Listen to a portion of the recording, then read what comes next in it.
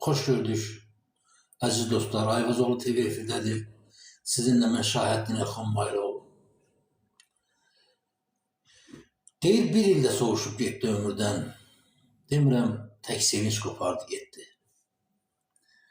Ömrümün belki de tayı olmayan mənalı ilini apardı getdi.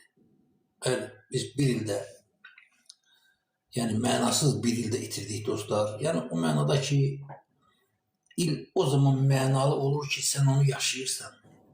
Biz sadəcə yaşamadıq. Biz sadəcə mücadilə apardıq.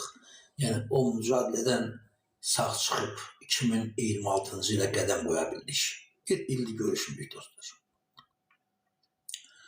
Və biz demiştim, yeni əhval-ruhiyyədə, yeni arzuda, yeni yəni ürəklə biz yenidən işə başlamalıyıq dostlar. Biz öz problemlərimizi, yəni bizim ayağımıza yazılan, yəni bizim boynumuzda olan o yükü götürməliyik. Yəni onu həll eləməliyik ki, problemlərimiz biraz azalsın. İnanın mənə, bizim bir problemimiz var. O da İlham Əliyev.